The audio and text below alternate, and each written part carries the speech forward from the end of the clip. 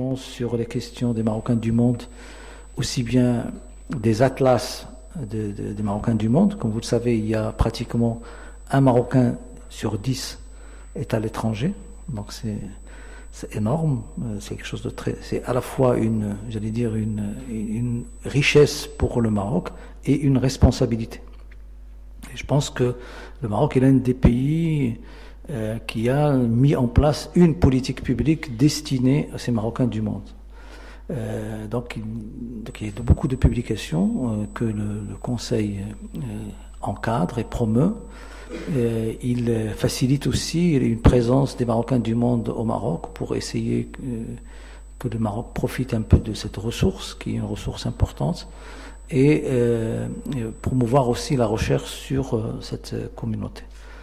Saadallah lui-même a écrit des livres, dont il va peut-être vous parler, donc je vous montrerai ces deux dernières publications, l'islam et le commun universel. Donc c'est une réflexion sur la dimension universelle de l'islam.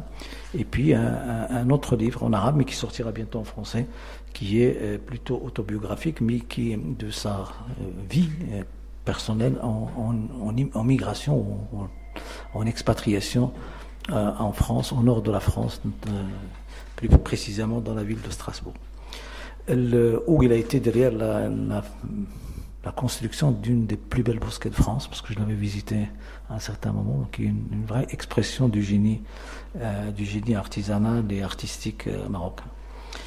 Donc Saadallah nous lui a demandé de nous parler justement des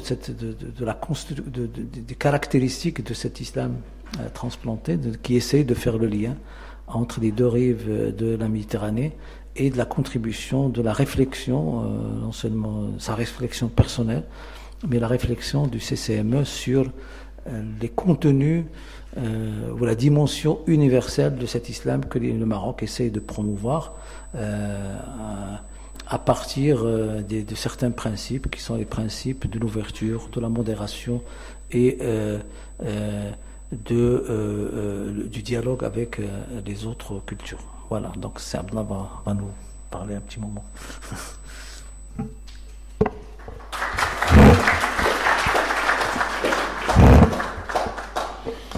Merci, c'est Mohamed.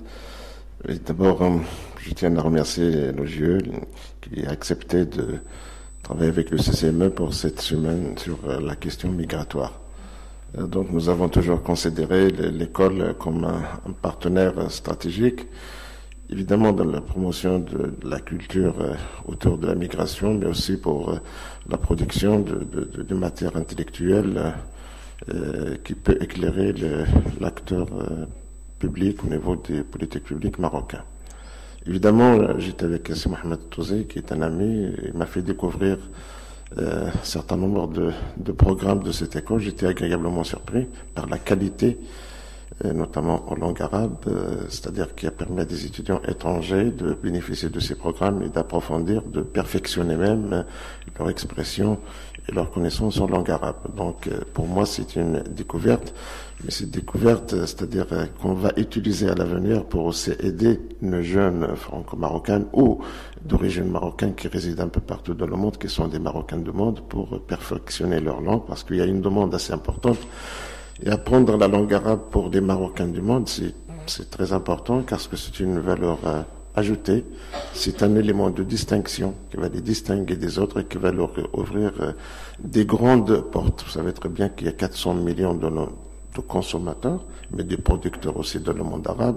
Un pourcentage très important de l'énergie mondiale concentrée dans des pays arabes. Donc la richesse, c'est des richesses qui sont concentrées dans ces régions du monde qui peuvent être à la portée de ceux qui perfectionnent leur connaissance en langue arabe, évidemment, et leur connaissance scientifique, académique, tout court, dans tous les domaines, pas uniquement l'économie, mais pas uniquement, qu'on a dit tout à l'heure, l'ingénierie, mais aussi les dimensions des sciences sociales, des sciences économiques, qui est un vrai moteur pour le développement de notre pays, mais aussi de l'ensemble des autres pays, car de la dimension des sciences humaines, sciences sociales, sciences économiques, c'est le locomotive de développement du monde.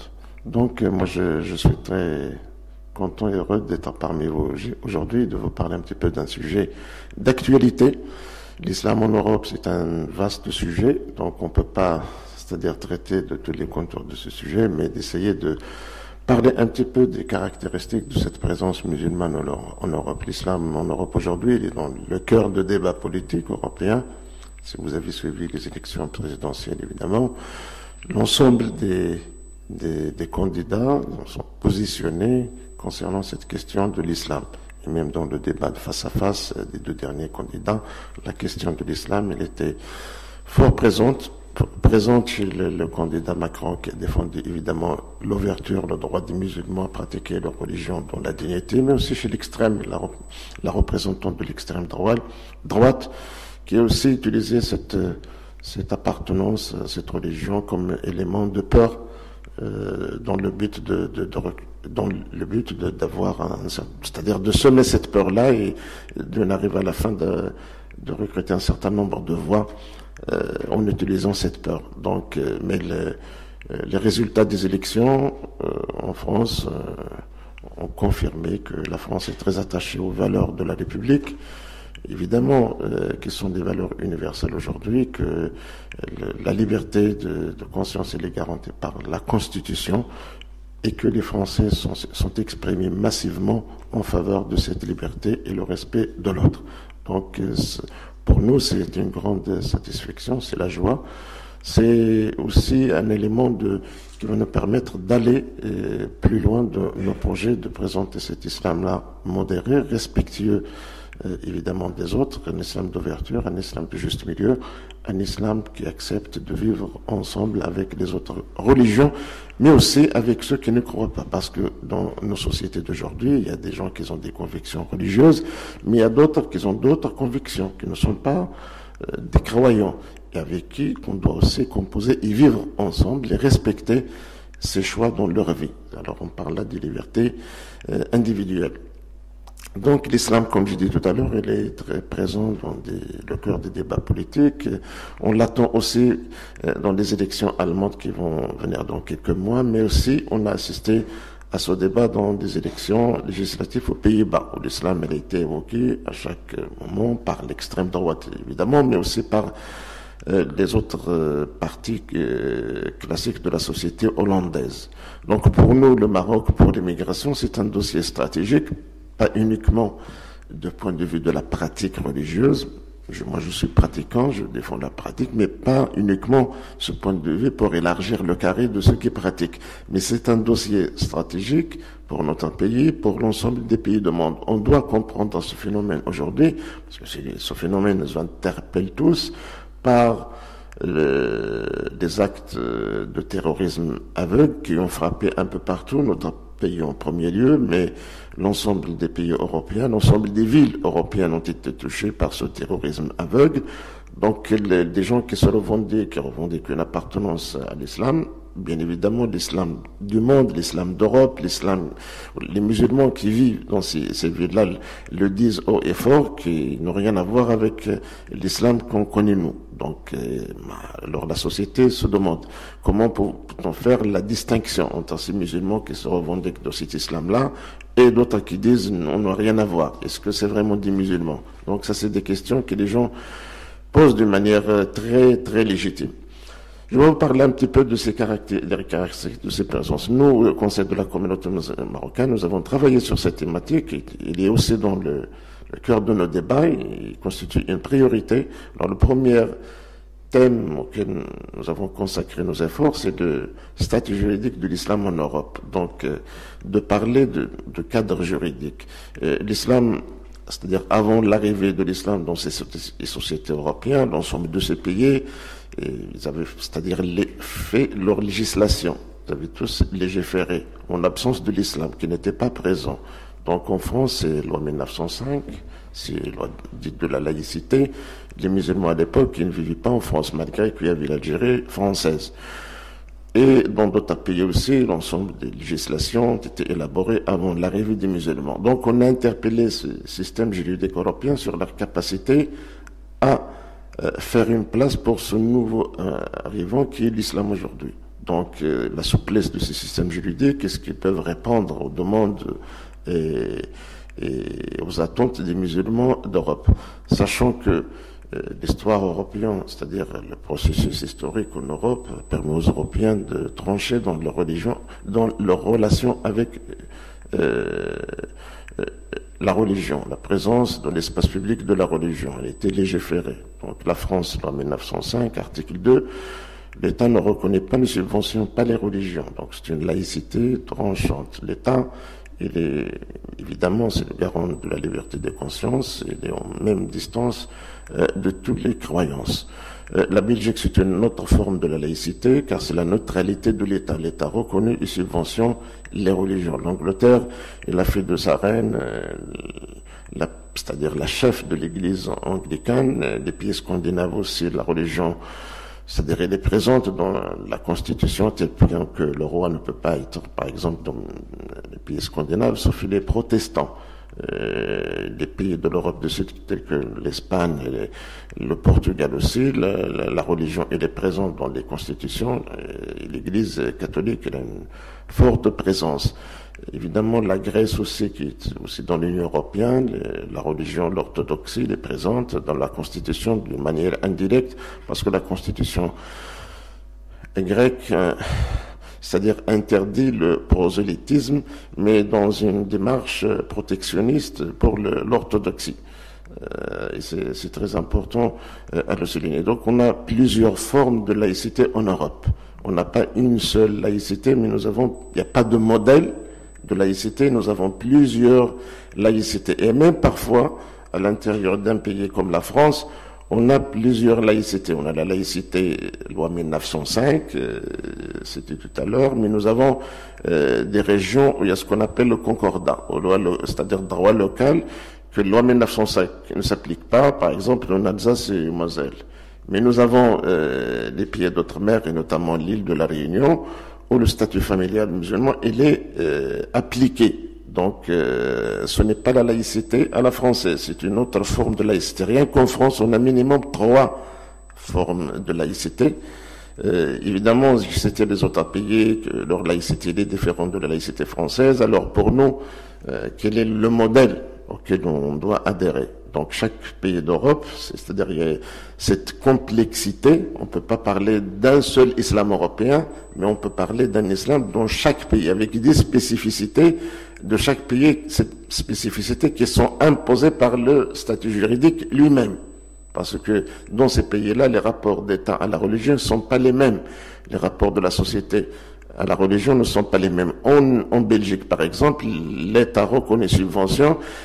Ça veut dire que aujourd'hui les mosquées sont financées, un certain nombre de mosquées en tout cas, 70 mosquées qui sont financées par l'État. Les imams de ces mosquées sont rémunérés par l'État et l'islam est enseigné à l'école publique. Et les enseignants de cette matière-là, ils sont financés par l'État aussi. Donc les enseignants sont des fonctionnaires de l'État. Les imams sont des fonctionnaires de l'État.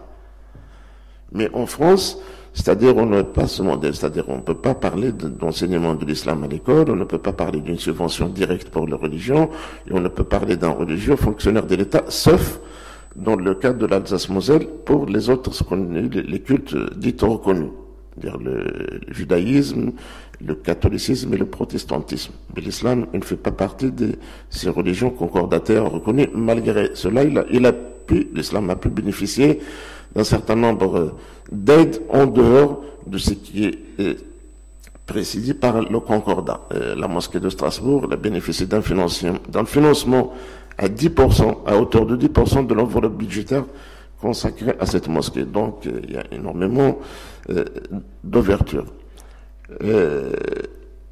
Être musulman en Europe, dans ces pays qui sont différents, dans des cadres juridiques différents, c'est-à-dire impose un certain nombre d'efforts de musulmans qu'il doit fournir pour s'adapter selon le statut juridique de chaque pays. Alors, terminer sur le statut juridique, ce que nous avons constaté, qu'au niveau juridique, il n'y a aucun problème pour les musulmans de vivre leur religiosité, leur foi dans ces systèmes-là. Parce que d'abord, c'est la question de la liberté qui est garantie, ça c'est très important, mais parfois nous avons constaté qu'il y a un fossé que sépare, c'est-à-dire tout ce qui est au niveau de la Constitution en tant que liberté et des garanties, il y a un fossé, c'est-à-dire qui sépare d'une réalité de la vraie réalité des communautés. On avance, c'est-à-dire très peu, sur la réalisation de ces droits. Parfois, nous avons connu un débat. Si Mohamed, il était membre de la commission de la rédaction de la Constitution, nous avons connu le débat de inscrire la liberté religieuse dans la Constitution. Dans un certain nombre de ces pays, la liberté religieuse est inscrite, mais parfois, on manque de moyens pour pratiquer cette liberté. Et c'est le cas parfois en France. Je ne généralise pas, mais les musulmans, ils ont des problèmes. La mosquée de Paris, qui a été construite en 1926, nous avons attendu jusqu'à les années fin 80, début 90 pour voir des mosquées similaires à celles de la mosquée de Paris voir le jour en France, la mosquée d'Évry, la mosquée de Lyon. Depuis 1992, nous avons attendu jusqu'à 2012 pour voir des mosquées similaires à celles de la mosquée de Lyon, jusqu'à 2012, la mosquée de Saint-Étienne et la mosquée de Strasbourg. Donc, mesurer le temps qu'il faut pour construire une vraie mosquée en France. Au minimum, c'est 20 ans de bagarre juridique, de bagarre financière et de bagarre politique. Donc, c'est-à-dire le droit, il est là, la Constitution, il garantit la liberté, mais pour pouvoir réaliser ces droits-là, c'est-à-dire les avoir sur le terrain, il faut ramer. Donc, il faut être préparé, il faut défendre ces droits. Donc, nous avons constaté qu'il y a ce fossé-là, que c'est pas la vraie réalité des communautés et ce qui est dit dans les constitutions. La première remarque qui est dégagée dans les réflexions, c'est-à-dire ce fossé, il est dû à l'absence, parfois, d'une vraie réalité politique chez les acteurs politiques. Que le maire d'une ville dire oui à des mosquées, oui à une mosquée, mais loin de ma ville. Oui à la mosquée, mais loin de mon quartier. Oui à la mosquée, mais pas financée par l'argent de l'étranger. Donc, énormément de prétextes pour refuser parfois les autorisations, sans parler de la mise à disposition des communautés, des terrains par des baux amphithéotiques. C'est très rare où le maire accepte de mettre à la disposition des communautés des terrains, et pourtant c'est-à-dire c'est quelque chose qui ne pose aucun problème au niveau juridique. Donc il y avait ce problème de l'absence de cette volonté politique. Mais aussi, de l'autre côté, des musulmans, c'est-à-dire les musulmans ne font pas aussi des efforts pour pouvoir, c'est-à-dire travailler pour dissiper parfois ces peurs ou ces malentendus. Ils font pas assez d'efforts pour aller à la rencontre de l'autre, pour expliquer leurs projets, pour élaborer leurs projets, pour les défendre sur la scène publique. Le problème, parce que ce que nous avons constaté, l'absence d'une élite capable d'élaborer ces projets et de les défendre dans l'espace public. Il y a une misère vraiment à ce niveau-là. Il y a une vraie misère intellectuelle dans les rangs de notre communauté. Un dernier livre qui vient d'apparaître d'un spécialiste de l'islam en France, Didier Lesquet, qui est un préfet, mais il avait la charge du bureau central du culte en France. Il le dit clairement, c'est quelqu'un qui a accompagné la structuration de l'organe représentatif de l'islam de France, le CFCM. Il a bien constaté que le livre est intitulé « La misère de l'islam en France ». Donc nous avons une anémie aiguë dans des communautés musulmanes concernant des élites capables d'élaborer des projets pour la communauté, mais aussi de les défendre sur la scène publique. Donc il y a cette absence de volonté politique. Nous avons manque des élites au niveau des communautés pour pouvoir être des intermédiaires, d'être des relais, mais aussi de produire de la réflexion dans le sens de faire de la religion islamique, c'est-à-dire une religion comme une autre. C'est une religion qui peut être pratiquée dans un contexte européen. Donc c'est le deuxième volet. Nous avons interpellé l'islam sur quel modèle de religion qu'il veut adopter en Europe. Là aussi, nous avons relevé un certain nombre de remarques que l'islam, d'une manière générale, théoriquement, il n'a aucun problème de réaliser des adaptations, des acclimatisations, d'être pratiqué dans des sociétés différentes. Les musulmans l'ont déjà fait depuis le XVe siècle, Nous l'avons constaté rien qu'au niveau de l'architecture de mosquée, qu'une mosquée en Chine, il est très différent de l'architecture d'une mosquée au Maroc. Ça veut dire que l'islam est un, mais il y a plusieurs expressions culturelles. Donc l'islam européen, il est impérativement qu'il adopte, c'est-à-dire une culture européenne comme expression. Sur le plan doctrinal, sur le plan de la pratique, c'est la même, mais sur le plan d'expression culturelle, il doit adopter et épouser, c'est-à-dire les cultures européennes. Alors sur ce modèle-là, on a constaté que l'islam ne pose aucun problème, il n'est pas incompatible avec la démocratie, il n'est pas incompatible avec la laïcité, il n'est pas incompatible avec les droits de l'homme, il n'est pas incompatible avec la modernité. Mais dans la pratique aussi, là, il y a le fossé. Il y a le fossé qui le sépare de ces sociétés-là. Les musulmans sont incapables de produire cet islam-là qui peut être exercé dans ce contexte européen avec des exigences de ces sociétés, d'être capables de répondre aux questions nouvelles posées par la société dans laquelle on est devenu, c'est-à-dire membre et citoyen. Alors, l'islam, il avait, c'est-à-dire une tradition de vivre dans des sociétés majoritairement musulmanes en terre d'islam, mais il n'avait pas d'expérience de vivre dans d'autres sociétés en tant que religion minoritaire. Donc il avait du mal à se pratiquer d'une manière, c'est-à-dire compatible dans une société dans laquelle il est mineur. C'est une nouvelle expérience. Donc cette nouvelle expérience nécessitait une production intellectuelle au niveau évidemment théologique, capable de permettre cette pratique dans ce contexte européen. Donc l'islam, elle était questionnaire sur les questions des droits de l'homme, les libertés religieuses, l'égalité de sexe, la liberté de choisir et de changer la religion, parce que ce sont des questions importantes, les questions de l'héritage, questions de la femme, évidemment, d'une manière générale. Et là encore, on est resté sur notre soif parce qu'on n'a pas encore arrivé à trouver des productions capables d'apporter des réponses sur ces questions posées par des sociétés européennes.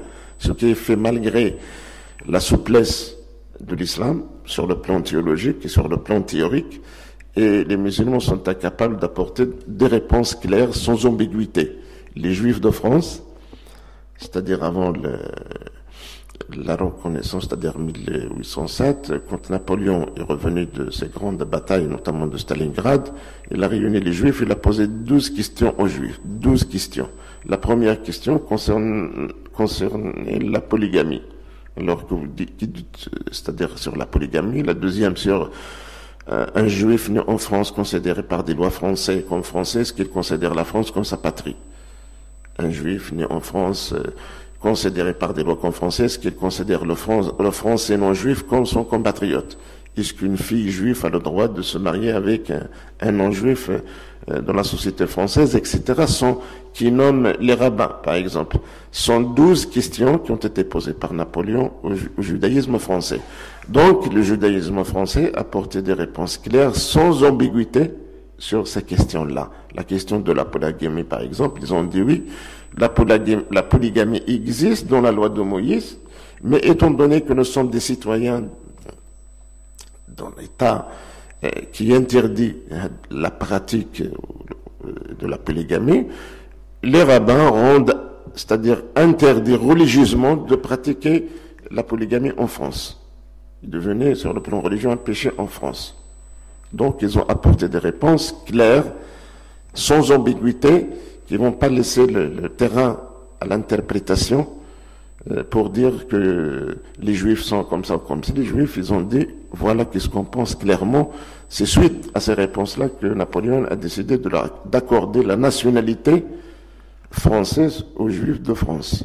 Donc, aujourd'hui, les musulmans sont face au même problème.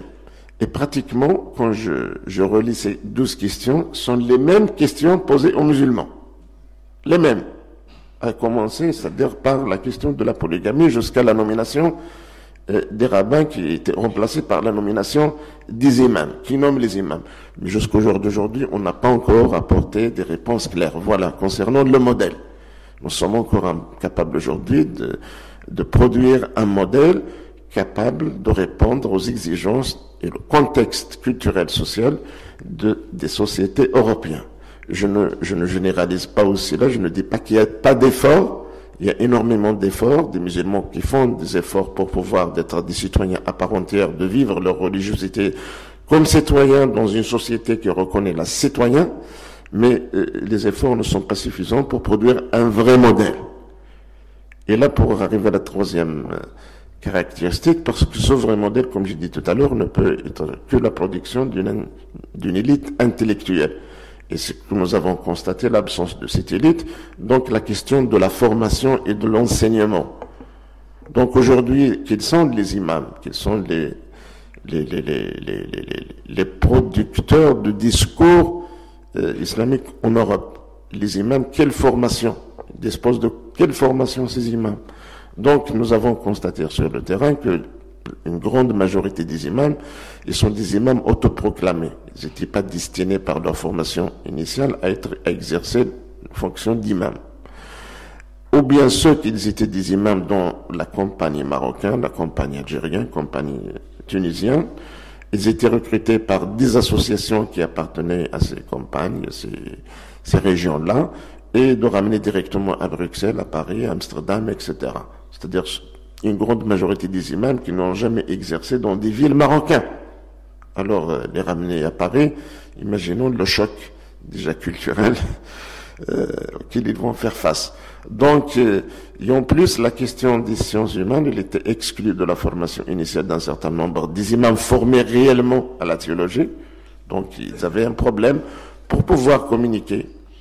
Si on rajoute à cela la question linguistique, le français, le néerlandais, l'anglais, l'espagnol, l'italien, que la grande majorité de ces imams ne pratiquaient pas les langues européennes, donc dans l'impossibilité totale de passer le message, notamment pour les jeunes, mais aussi pour l'ensemble de la société, d'être des interlocuteurs de la société, et notamment des autres religions, ou des pouvoirs publics, ou de la société civile, ou du monde académique. Donc la question linguistique est au cœur aussi de cette formation-là. Aujourd'hui, un imam en France ne peut pas exercer s'il n'est pas francophone. Parce que, c'est-à-dire, on demande à un imam de produire un discours le jour de vendredi, un prêche de vendredi, et de s'adresser à des jeunes. Aujourd'hui, la question qui est posée, pourquoi un nombre de jeunes aujourd'hui sont séduits par un discours produit par des mouvements terroristes? Il y a aussi des gens qui travaillent pour la radicalité de cette communauté. Parce qu'en face d'eux, dans des mosquées, dans des associations, ils ne trouvent pas le discours, c'est-à-dire qu'ils demandent dans une langue française, dans une langue allemande, dans une langue italienne, espagnole, etc. Et qu'est-ce qu'ils trouvent devant eux? Qu'ils des sites internet qui sont parfois à la disposition et des gens derrière qui s'expriment dans ces langues, mais qui véhiculent un islam qui n'a rien à voir avec l'islam des majorités des musulmans vivant en Europe. Un islam dans lequel moi je ne me reconnais pas, mais l'ensemble des musulmans d'Europe ne se reconnaissent pas. Un islam qui rejette l'autre, un islam qui est xénophobe, un islam de la haine, un islam, c'est-à-dire qui fait de musulmans un fossoyeur, c'est-à-dire, voilà, donc, qui n'a rien à voir avec un islam qu'on a tous connu, au Maroc ou ailleurs. Donc, c'est le problème de la formation linguistique de ces imams. Ce qui pose la question, est-ce que un imam, c'est-à-dire le vendredi, peut faire son prêche en langue française? Dans l'ensemble des pays musulmans, mais au Maroc aussi, nous avons, c'est-à-dire à travers l'histoire, jusqu'au nos jours encore, la mazérité est une langue qui véhicule c'est-à-dire la connaissance sur l'islam. Si je parle moi de ma mère qui ne connaissait, c'est-à-dire aucun mot en arabe, ni darija ni l'oral arabia, mais ça n'empêchait pas qu'il était musulman. Et sur des positions, c'est-à-dire de la piété, peut-être il était beaucoup plus que moi aujourd'hui, avec toutes mes connaissances théologiques. Alors, la question de la langue est primordiale, elle est posée au cœur aussi de débats islamiques en Europe, à travers quelle langue on doit transmettre. On va parler aux gens la langue arabe. Aujourd'hui, dans des mosquées, quand on parle la langue arabe, je peux affirmer que 90% des jeunes n'ont pas accès à ce discours. Donc l'effet de permettre à ces jeunes d'être encadrés dans un discours de l'islam de juste milieu, il est raté. Alors c'était ça la troisième question, la nécessité d'avoir le personnel religieux formé, mais dans ce contexte européen pour être capable d'exercer dans ce contexte. Formé évidemment à une formation théologique authentique, c'est-à-dire comme celle qu'on connaît nous dans notre société marocaine, mais ouverte sur les sciences humaines, c'est très important, et les religions comparées. La connaissance des autres religions, elle est indispensable et primordiale. Nous avons constaté aussi un certain déficit dans la connaissance des autres religions. Nous, les musulmans, nous avons une connaissance tirée de nos sources, qui est le Coran et la Sunna, qu'on considère pour nous peut-être une vérité absolue, mais c'est-à-dire on ne peut pas faire l'économie de ne pas connaître les autres religions par c'est-à-dire leurs propres sources théologiques, comment ils se présentent eux-mêmes, comment ils se définissent eux-mêmes. Donc avoir accès à des sources théologiques des autres religions. Il faut les connaître dans leur authenticité. Aujourd'hui, nous n'avons pas de musulmans capables de nous parler de manière scientifique, académique, sur Hanouka, sur Mimouna ou sur le Pâques. On connaît un petit peu les choses dans leur généralité, mais nous ne disposons pas d'une vraie connaissance scientifique des autres religions. Aujourd'hui, même dans le monde musulman, quand on veut parler des autres religions, on est obligé de se référer à des savants très anciens. On parle d'Ibn Hazm, on a l'Alusi, on parle et d'autres aussi. Mais aujourd'hui, on a peu de musulmans, de savants, qui soient théologiens aussi, d'avoir une production scientifique sur les autres religions. Par contre, les autres religions, moi je crois aujourd'hui, ils ont arrivé à développer une connaissance académique, scientifique sur l'islam. Ce qui pose aussi le problème du dialogue interreligieux. Dans ce petit livre qui a été cité par Si Mohamed Tozé, qui est une autobiographie qui me concerne moi, j'ai raconté une petite histoire parce que moi j'étais étudiant en France, c'est-à-dire des années début 80, alors j'ai participé au groupe de dialogue interreligieux. Et c'est une sorte d'autocritique que je fais aussi. Alors quand on partait pour aller participer dans ces dialogues interreligieux, la première question qu'on posait, c'est la Trinité. Et est-ce que Dieu a engendré le Fils de Dieu? Est-ce que la Marie s'est mariée avec Dieu? Donc notre approche, il n'était pas de trouver un terrain commun, de trouver, c'est-à-dire faire face aux défis du monde moderne, d'élaborer un projet de vivre ensemble, c'était une démarche presque d'exclusion. Une démarche de rejet de l'autre. Ce n'est pas une démarche de dialogue. Et je crains très très fort que cette démarche, elle existe encore aujourd'hui chez un nombre important des musulmans que nous n'avons pas encore adopté, c'est-à-dire une vraie démarche de dialogue participatif, d'être avec l'autre, mais respecter l'autre dans ses convictions, l'accepter comme il se définit lui-même, et d'essayer de construire avec lui, c'est-à-dire un socle commun. Comment, c'est-à-dire de vivre ensemble et faire face, comme je dis tout à l'heure, à des questions qui nous préoccupent tous autant qu'êtres humains. Je ne suis pas dans le dialogue pour défendre ma religion. On participe pas au dialogue interreligieux pour défendre notre religion. On participe pour discuter avec les autres, pour trouver qu'est-ce qui nous réunit. Moi, je crois aujourd'hui, plus que 80%, c'est-à-dire avec les autres religions, c'est-à-dire c'est des éléments de rencontre avec nous. Peut-être il y a 20%. Et c'est un grand jésuite, un Français, décédé à New York en 1955, Pierre de Chardin, qui dit tout ce qui monte se converge. Tout ce qui monte. Chez l'Eviesmo et Taqi. Tout ce qui monte converge, donc les religions aussi sont des expressions aujourd'hui, les judaïsme, islam, chrétien, mais nous adorons, c'est-à-dire le même Dieu. Alors, pour finir, je tiens à dire un mot sur le modèle marocain que je pense, pour moi, qu'il est capable aujourd'hui d'apporter un certain nombre de réponses à des questions posées pour cet islam européen. L'islam marocain, L'islam connaît l'islam de juste milieu, l'islam évidemment de respect de l'autre, l'islam d'ouverture. C'est une expérience réussie de vivre ensemble. Nous avons une communauté juive depuis des siècles qui vit côte à côte avec les musulmans. Donc on n'a jamais eu de vrais problèmes. Je n'exclus pas qu'il y avait parfois des excès de zèle de la part d'un certain nombre de musulmans, mais d'une manière générale, l'expérience, elle a bien marché, elle a réussi. Je crois, c'est-à-dire aussi, j'ai la conviction de la transposabilité de ce modèle, mais pas dans ses détails et pas dans, c'est-à-dire cette pratique qu'on a, nous, dans nos sociétés. Cette transposabilité ne pourra se faire que par l'esprit de ce modèle. Alors, si je cite l'école malikite qui est très connue pour, il est très, c'est-à-dire divers dans ses fondements. Il y a un certain nombre de fondements qui peuvent, c'est-à-dire apporter des réponses et vivre dans ce monde moderne aujourd'hui. Nous avons la aqida, la doctrine ash'arite aussi, la même chose qui peut parfaitement vivre côte à côte avec les autres religions. Et nous avons le soufisme, qui est la spiritualité. Cette spiritualité, c'est comme une zone tampon.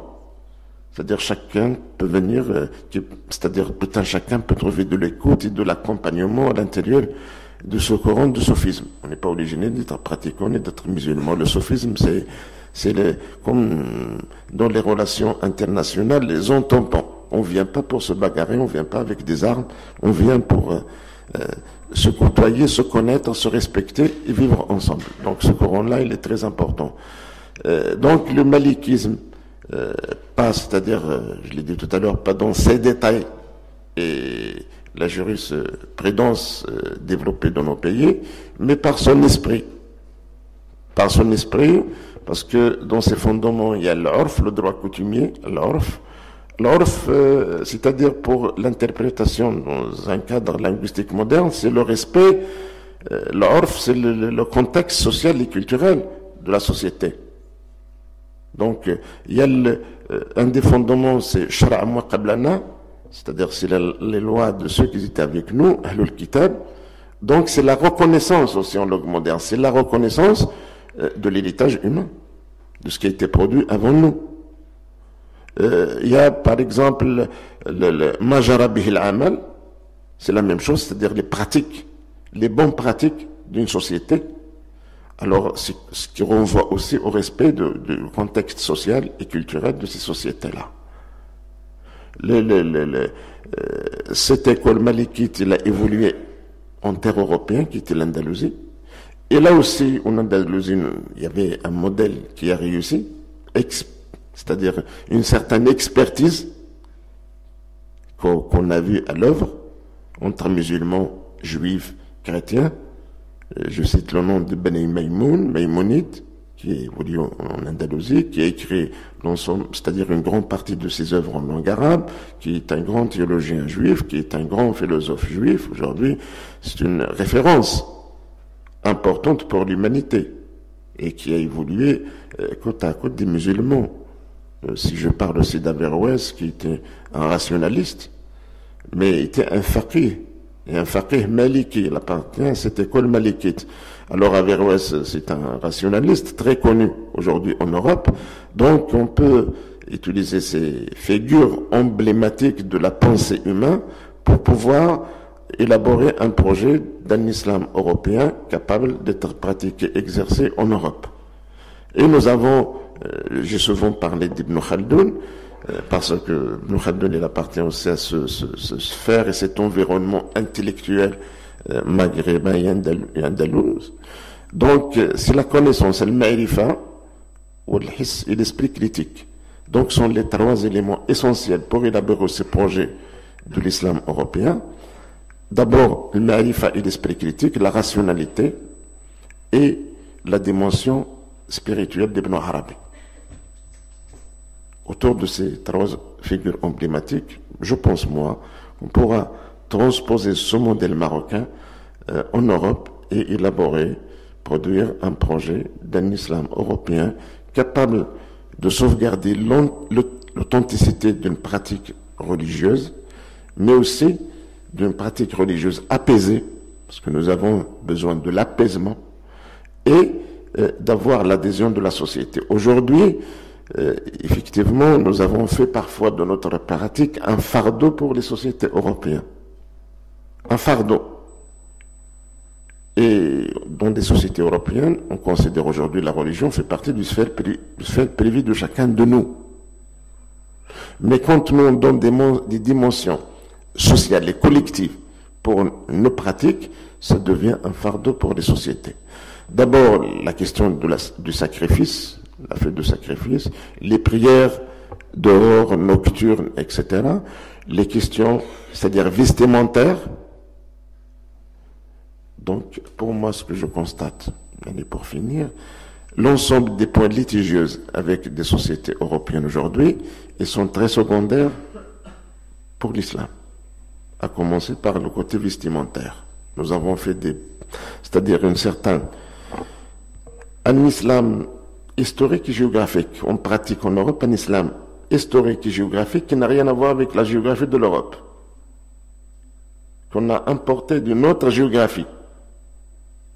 Et pourtant que les musulmans n'ont jamais fait ça.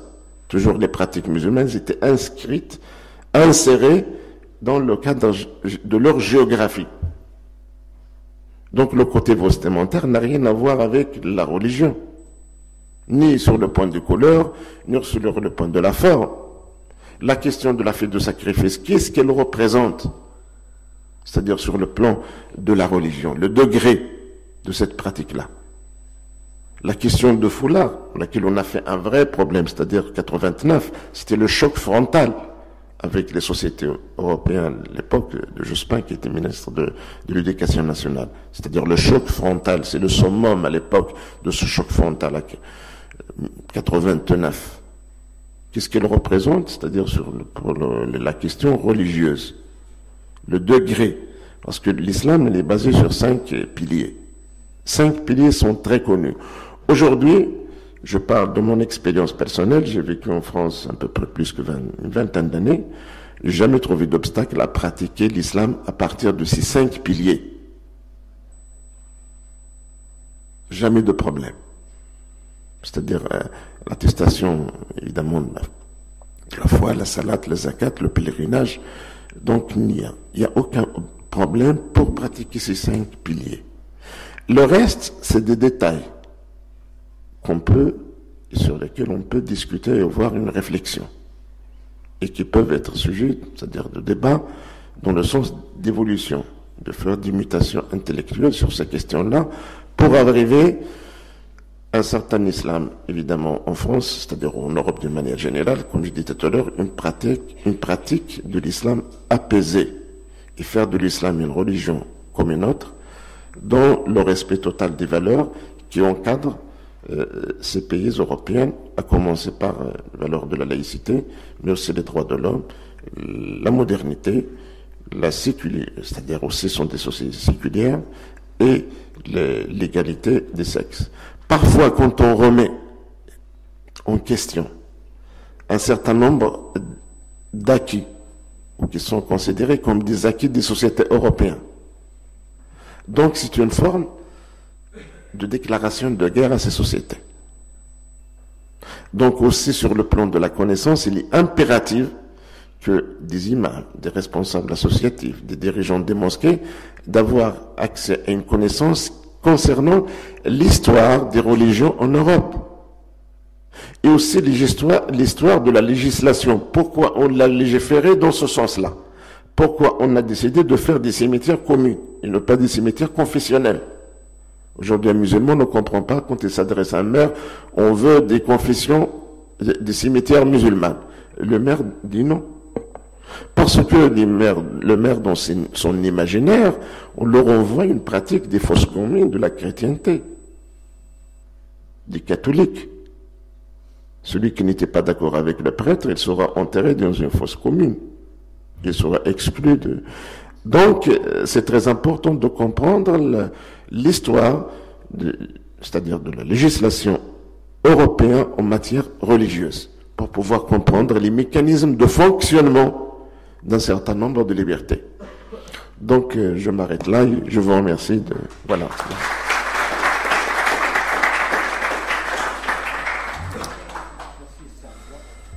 Merci, Abdallah. Je pense que c'est à la fois une analyse très pertinente et un témoignage.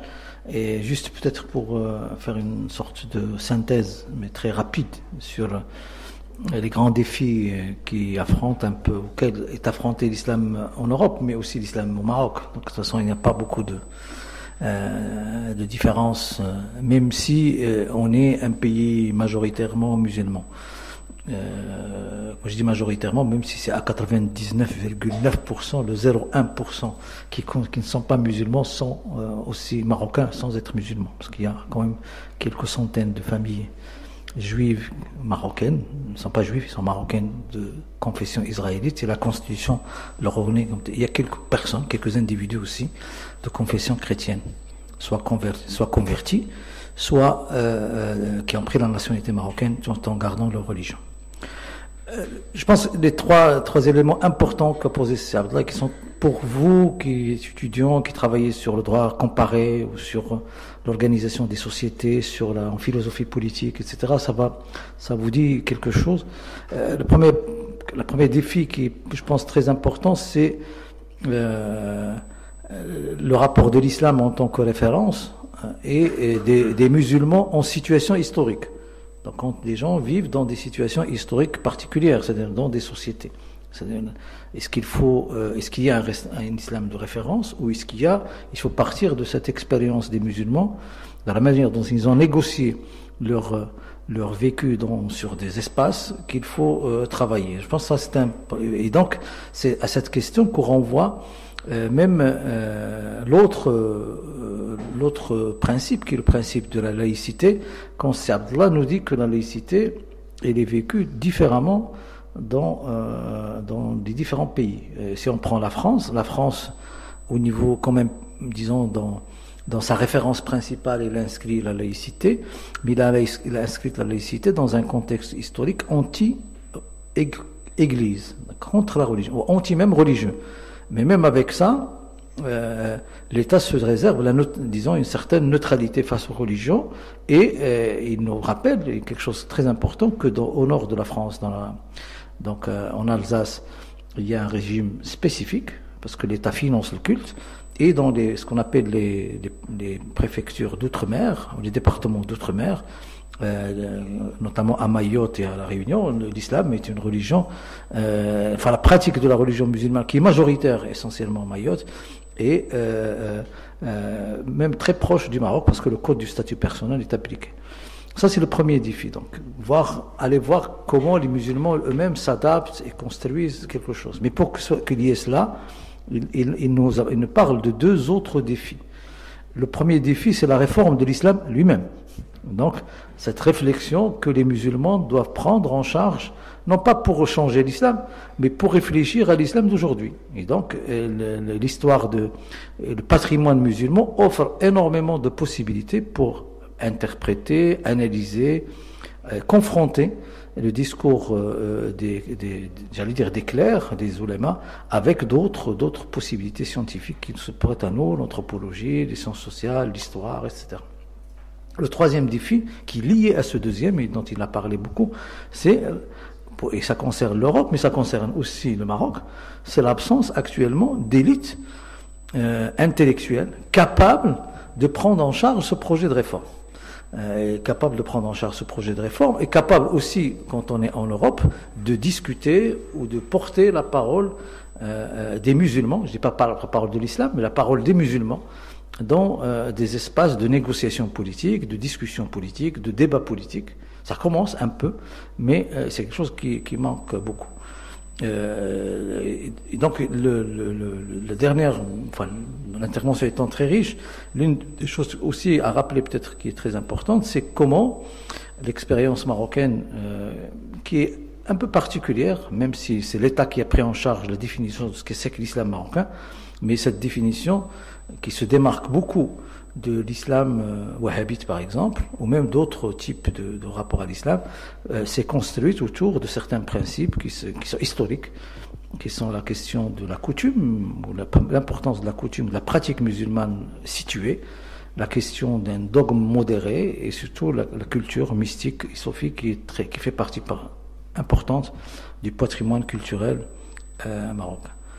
Et tout le défi, je pense que le CCME travaille dans ce sens, c'est comment cette voix modérée peut être portée auprès des Marocains du monde qui sont soumis à une concurrence terrible, parce qu'ils reçoivent d'autres discours, avec des moyens largement supérieurs à ceux que déploie le Maroc, de la part d'autres porteurs de discours, parfois un discours fondamentaliste ou extrémiste dans le monde, que ce soit un discours fondamentaliste sunnite ou un discours fondamentaliste chiite.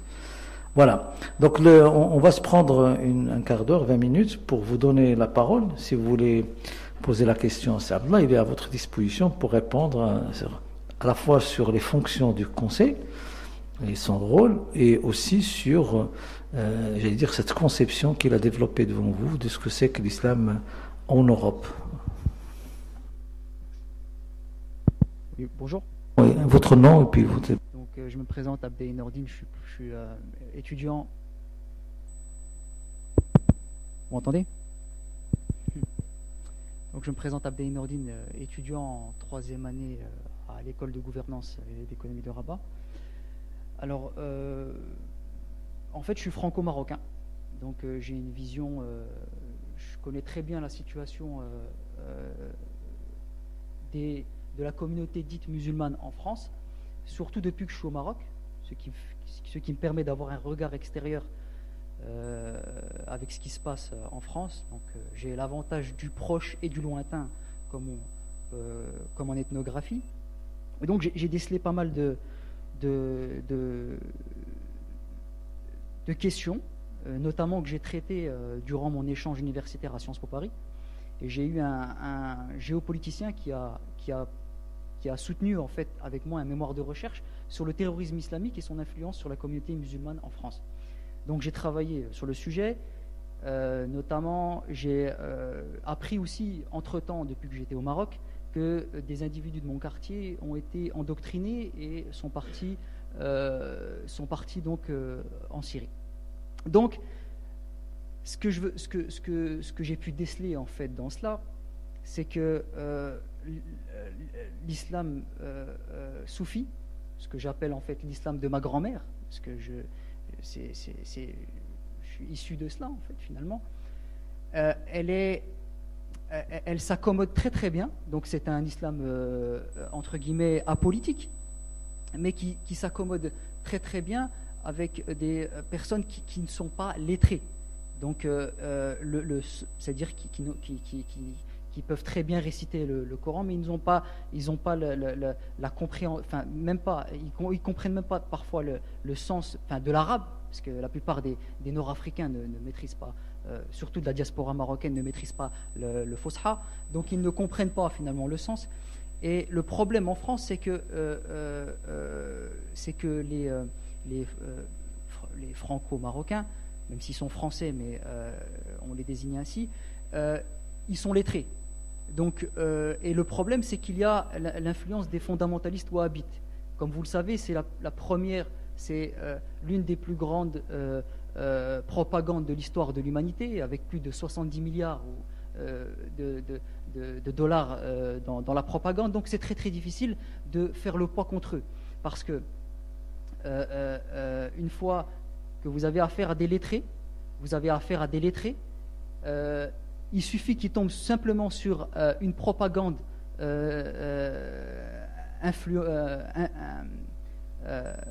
qui ont été financées, bien entendu, par des mécènes du Moyen-Orient. Et tout cela, Jean-Marc Trévidic, le juge antiterroriste français, l'a dit très ouvertement dans une émission célèbre en France. Et donc, un Français d'origine marocaine qui est lettré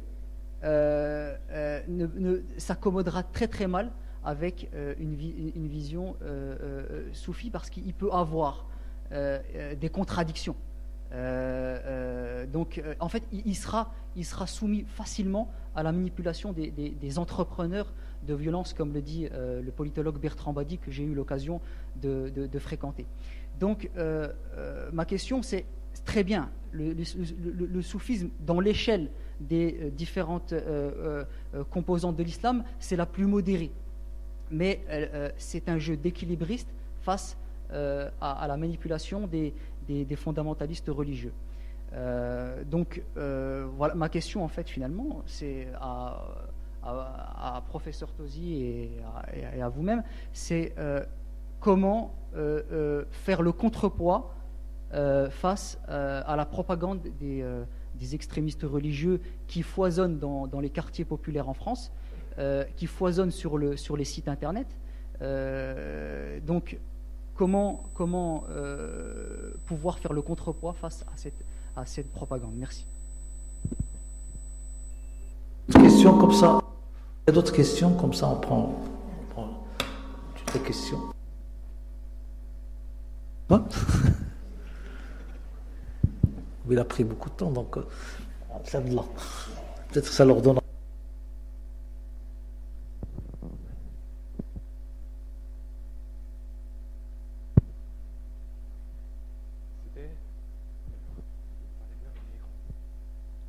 Bonjour, Shaima Benarqa, étudiante en sociologie, 12e année à l'EGE. Alors j'ai des questions. La première, comment pouvons adopter une approche de respect des droits de l'homme, d'un islam modéré, et tout ce que vous voulez, mais en même temps, notre législation marocaine adopte une vision discriminatoire par rapport à la femme. Je pense notamment à la question d'héritage. Pas justement ça, mais aussi on impose notre religion et notre culture sur les autres. Par exemple, le cas de la femme marocaine qui jusqu'à nos jours ne peut pas se marier avec un étranger non musulman. Alors d'une part, on adopte une approche de respect des droits de l'homme, d'un islam modéré et tout ça, mais en même temps, notre législation n'est pas vraiment, n'est pas vraiment le cas. Ma deuxième question, par rapport à la formation des imams. Je vous avais parlé de question de la langue, etc., à certaines limites. Je suis tout à fait d'accord, mais pas justement ça. La formation religieuse au Maroc, basée essentiellement sur la mémorisation. Est-ce que vraiment cette formation répond, une formation qui est marquée essentiellement par l'absence de l'aspect analytique, critique, etc. Est-ce que vraiment notre formation répond aux attentes, pas justement des Marocains résidant à l'étranger, mais des Marocains résidant au Maroc qui trouvent toujours une contradiction avec le discours religieux, avec la réalité et la pratique démocratique. Et merci.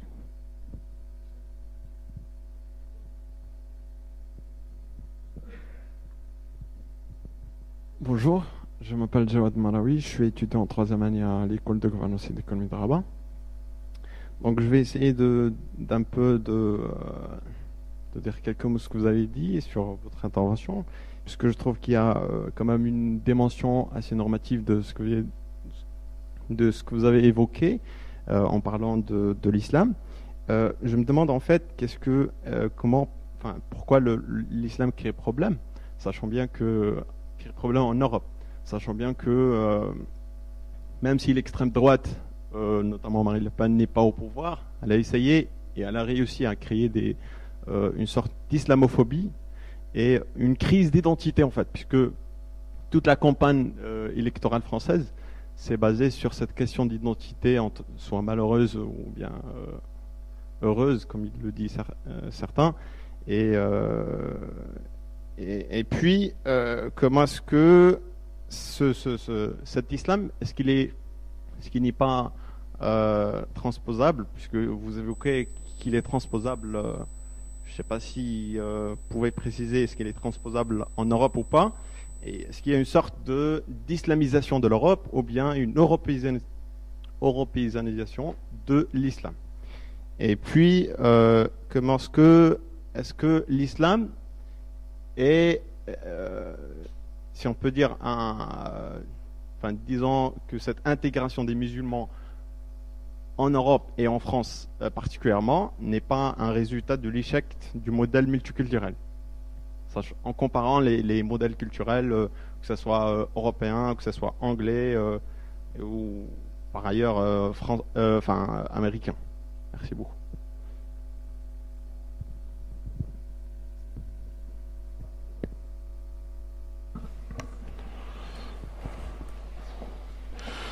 Oui, pour répondre à la première question, moi je ne crois pas qu'il y ait un problème d'illettré ou d'illettré concernant le sophisme. Le sophisme est un élément dans un projet, dans un modèle triangulaire. C'est un élément complémentaire pour l'école doctrinale ash'arite et l'école jurisprudentielle malikite. Donc il se complète avec ces deux autres éléments. Donc, le sophisme n'est pas lui seul suffisant d'élaborer, c'est-à-dire ce projet d'un islam européen capable de concurrencer évidemment avec les autres offres. Ça dépend de l'effort que nous sommes appelés à fournir autant que musulmans, mais aussi autant que Maroc. Aujourd'hui, ce que je constate dans cette concurrence qui a été citée par Mohamed, en Europe, c'est un grand marché des religions. Alors, c'est-à-dire c'est comme l'économie. L'offre, c'est-à-dire il y a une demande, il y a l'offre. L'offre qui représente cet islam marocain de juste milieu, c'est-à-dire l'offre, il est pas au même niveau que l'offre des autres religions. Aujourd'hui, sur l'école malikite, on a très très peu, sinon pas du tout, de livres traduits dans des langues européennes, et notamment la langue française, malgré la proximité avec la France. Nous avons un petit livre qui s'appelle Risalat Bizet al-Khairawani, qui a été traduit à l'époque coloniale par des militaires. Mais depuis, on n'a pas de livre qui traite de cette école malikite, traduit dans une langue française et aussi avec une certaine approche académique moderne d'aujourd'hui, accessible aux jeunes. Et même pour le Maroc, parfois quand je suis là au Maroc, dans une librairie, Al-Fiyat Tania, je trouve par exemple des livres distribués par ces librairies en langue française, sont des livres produits en France par d'autres écoles que l'école malikite marocaine. Donc on est touché aussi ici.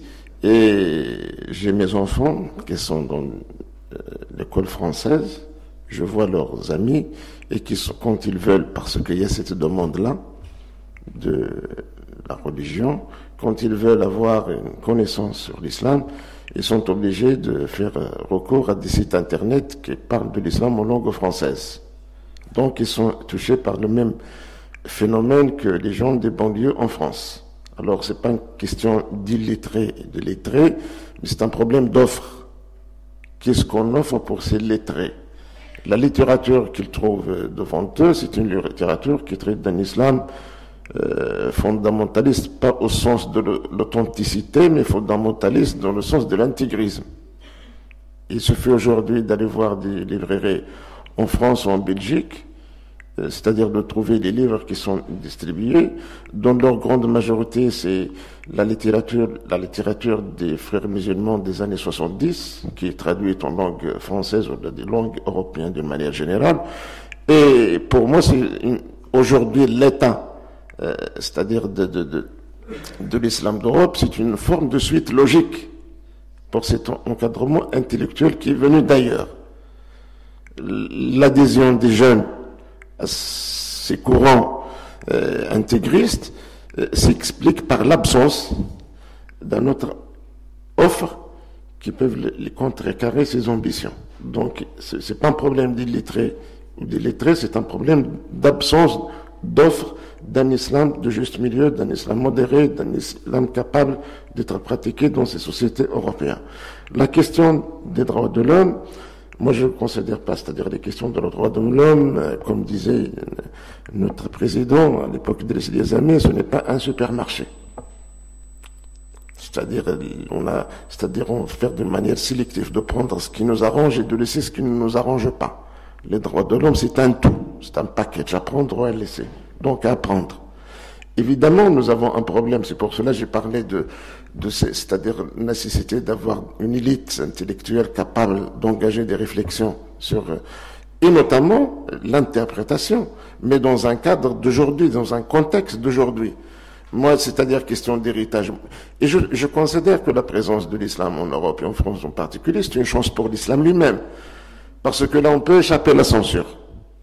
On peut aller au-delà c'est-à-dire dans une réflexion profonde, ce qui est permis parfois au Maroc et ailleurs, dans un autre pays musulman. On peut échapper à la censure.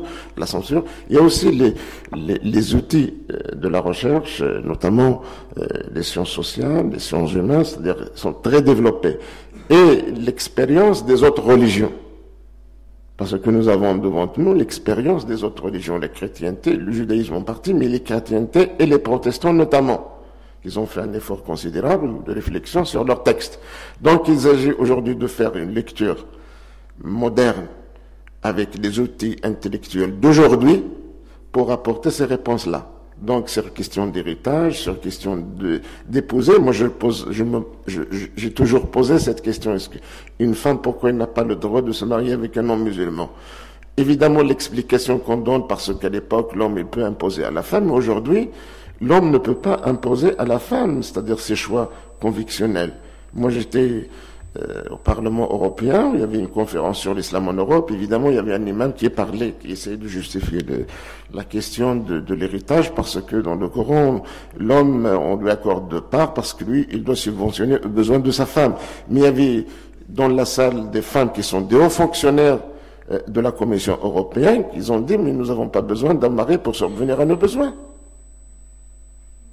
Donc, c'est pour cela, c'est-à-dire examiner les textes d'aujourd'hui, l'interprétation à la lumière, c'est-à-dire de contexte culturel européen, mais avec des éléments ou bien des outils de la recherche, y compris l'historicité, appliquer l'historicité au texte, de voir de quelle manière interpréter ces textes, c'est-à-dire un travail d'herméneutique très poussé, et que nous n'avons pas l'habitude mais la chance de faire, c'est-à-dire parce que nous avons trop d'orthodoxie, de conservatisme. Donc aujourd'hui, la France ou l'Europe d'une manière générale présente une vraie chance pour l'islam de faire ces mutations intellectuelles et d'apporter des réponses qui épousent l'époque moderne. Donc je suis tout à fait d'accord avec vous, et j'ai assisté, c'est-à-dire à des débats très houleux concernant le mariage. C'est-à-dire aujourd'hui il y a des imams qui sont arrivés, c'est-à-dire à séparer entre une femme et un homme, parce que soit la femme elle embarrasse l'islam après le mariage, alors qu'est-ce qu'on lui propose? C'est de quitter son mari. Voilà, c'est-à-dire c'est une manière de détruire une famille. Donc aujourd'hui c'est avoir une interprétation tout en posant les finalités de l'islam. Le maqasid, voir les finalités. Elles tendent vers quoi? Est-ce que l'islam doit accepter de détruire une famille, par exemple? Donc c'est ça aujourd'hui, c'est ce qui nous demandait à nous tous, en Europe, mais aussi au Maroc et ailleurs dans le monde musulman, un effort d'interprétation de l'herméneutique en utilisant les outils du savoir d'aujourd'hui.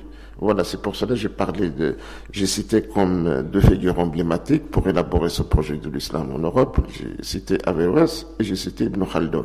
Averroès, c'est la rationalité, l'esprit rationnel, c'est-à-dire introduire une dose de la rationalité dans cette réflexion. Et Ibn Khaldun, vous le savez tous, c'est le fondateur presque des sciences sociales, mais aussi celui qui a introduit l'esprit critique dans l'histoire. Donc, l'esprit critique aujourd'hui, c'est de permettre à tout un chacun d'examiner toute problématique posée devant lui avec rationalité et non pas d'avaler. Peut-être la troisième question sur les questions de l'islamophobie, la responsabilité, est-ce qu'en Occident, est-ce que l'islam? Moi, évidemment, je pense qu'il y a une responsabilité partagée. Cette responsabilité partagée à la fois par les musulmans, c'est-à-dire portés par des musulmans eux-mêmes, mais aussi par les sociétés. Moi, je suis en train d'écrire un petit livre sur pour des postulats pour comprendre le phénomène de terrorisme. Évidemment, j'ai cité un certain nombre d'exemples que le discours politique européen, que les intellectuels européens, que les médias européens aussi, ils ont contribué à l'élaboration de ce phénomène d'aujourd'hui. Je cite quelques exemples, c'est-à-dire après la guerre de Kippour 1973, l'ensemble des dirigeants européens ont bradé l'islam pour l'Arabie Saoudite. Aujourd'hui, le centre islamique de Bruxelles, qui est à côté des institutions européennes, qui a été donné comme un cadeau du roi des Belges pour le roi de l'Arabie Saoudite. Aujourd'hui, tout le monde parle de ce centre islamique comme, c'est-à-dire un foyer de salafisme et de l'intégrisme en Belgique. Donc, pourquoi me demande, moi, le musulman, d'être responsable?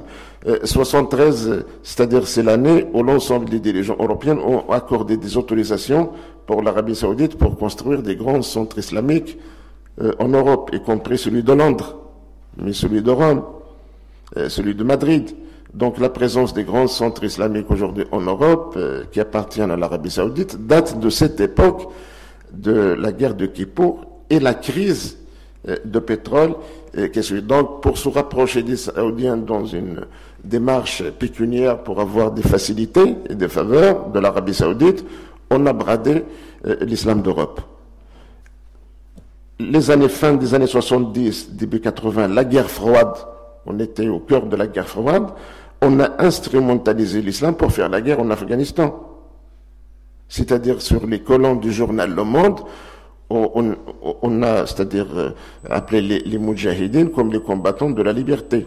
Donc c'était un modèle à suivre pour les musulmans d'Europe. Ils étaient encouragés parce que c'était la guerre froide. Et on a instrumentalisé l'islam à l'époque. On a instrumentalisé les musulmans pour s'engager dans cette guerre-là qui n'était pas la leur.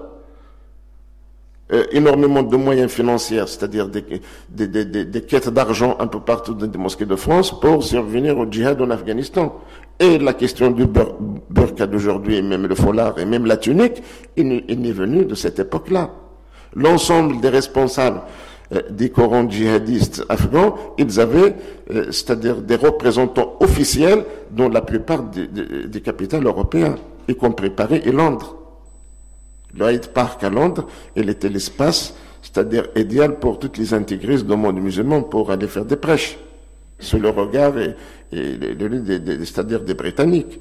Donc il y a cette responsabilité des pays occidentaux, des sociétés, des hommes politiques, etc. Mais ça n'exclut pas notre responsabilité aussi, parce que le Front National, Marine Le Pen, il a fait son discours, bien sûr, il a surfait les peurs, mais c'est à nous aujourd'hui, je crois, dans ces 5 années qui vont nous séparer des prochaines élections présidentielles, c'est à nous de faire l'effort pour dissiper les peurs. C'est à nous de répondre aux questions posées par la société. C'est à nous aussi de faire l'effort pour dire que l'islam est une religion comme une autre. C'est-à-dire qu'il ne s'agit ni d'islamiser l'Europe, ni d'européaniser l'Europe. Parce que c'est ça le choc des civilisations, et heureusement que c'est des courants très minoritaires, ni en islam et en Occident, qui font, c'est-à-dire l'utilisation d'européaniser l'islam ou islamiser l'Europe. On n'est ni pour l'un, ni pour l'autre.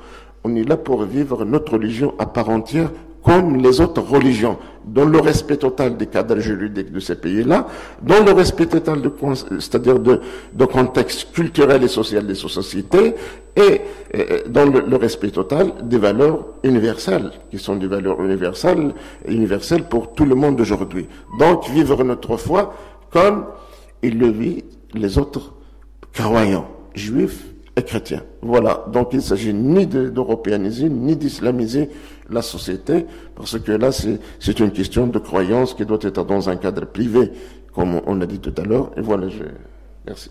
Merci beaucoup, Sardla. Donc, je le remercie aussi en votre nom. Donc, j'espère que la collaboration avec le CCME va continuer, parce que c'est un peu notre moyen pour regarder un peu la communauté marocaine à l'étranger, donc ces Marocains du monde, donc ils ont plusieurs nationalités, qu'ils ont plusieurs pratiques culturelles, etc. Et qui, comme il l'a dit, peut-être aussi leur réflexion sur, en tant que musulmans soumis à des contraintes autres que les Marocains d'ici, peuvent améliorer notre façon d'interpréter et de faire évoluer le corpus musulman. Je voulais juste, en 2 mots, dire par rapport à sociologiquement les partis pris nous, à notre niveau, en tant que chercheurs, on prend, et d'ailleurs que Saadla l'a déjà un peu dit, c'est que il est très difficile de dire ce que c'est que l'islam. Mais on peut toujours dire ce que font et ce que sont les musulmans à un moment donné. Parce que quand on dit ce que c'est que l'islam, on se met en situation de définir ce que c'est qu'une orthodoxie ou pas. Mais on peut faire l'histoire de l'islam et voir comment il a évolué. Mais on peut surtout, de façon très précise, parler de ce que font les musulmans, et de ce que sont les musulmans, comment ils se sont adaptés. Dans son livre, Saadallah parle, à un moment donné, parce qu'il y a des travaux naissants sur ça, sur par exemple, l'histoire de l'islam, ou des musulmans, pas de l'islam, des musulmans en Andalousie, après la Reconquista. C'est-à-dire toute cette minorité musulmane qui était chez les Catalans ou qui était dans le nord de l'Espagne, donc qui vivaient dans des royaumes à l'époque catholiques, mais et comment par exemple les oulémas andalous ont construit des interprétations qui ont fait qu'ils sont restés musulmans jusqu'à un certain moment, jusqu'à ce que l'Espagne décide de les jeter dehors, et tout en se réadaptant à ces contraintes à la fois politiques. Et il a évoqué un principe très important du malikisme, qui est ce qu'on appelle la maslaha, donc l'intérêt, et darura, la nécessité. Il y a deux principes qui guident les malikites dans leur interprétation des textes, dans la création c'est justement ce principe de la maslaha et de la nécessité. Donc l'intérêt et la nécessité, qui sont les deux principes qui guident le jurisconsulte dans la construction des avis juridiques. L'autre chose qu'il a cité, qui est très importante, où les Andalous et puis les Marocains ont essayé de faire un effort, c'est ce que Chatibi, Chatibi, qui est justement un faqih andalou, appelle al-fiqh al-maqasidi. Donc justement cette façon d'interpréter les textes religieux de façon d'abord globale, c'est jamais des versets séparés, et par rapport à des finalités. Et donc Dieu aime, quand on dit le principe c'est que Dieu aime les hommes, donc on ne peut pas dire que Dieu haït les hommes. Donc c'est par rapport à ces finalités que les châtébiens, c'est le maqasidien, donc essayent d'interpréter. Mais tout ce travail, comme il l'a dit tout à l'heure, et c'est important, manque actuellement d'intellectuels ou d'une élite de la pensée qui est développée à la fois une connaissance du patrimoine religieux, de son histoire, et aussi des connaissances en sciences sociales et en sciences sociales tout court, dans toutes les sciences sociales, que ce soit l'histoire, la linguistique, l'épistémologie, l'anthropologie, pour pouvoir justement travailler les textes, comme l'ont travaillé d'ailleurs les autres religions, pour accéder à des formes de modernité qui permettent à des gens qui ont des religions différentes, ou qui ont des croyances différentes, de vivre ensemble sur un même espace. Donc le chemin reste long, et comme l'a dit Saadallah, donc il y a un pari important sur les jeunes pour qu'ils puissent prendre en charge cette mission historique. Merci beaucoup et à la prochaine fois.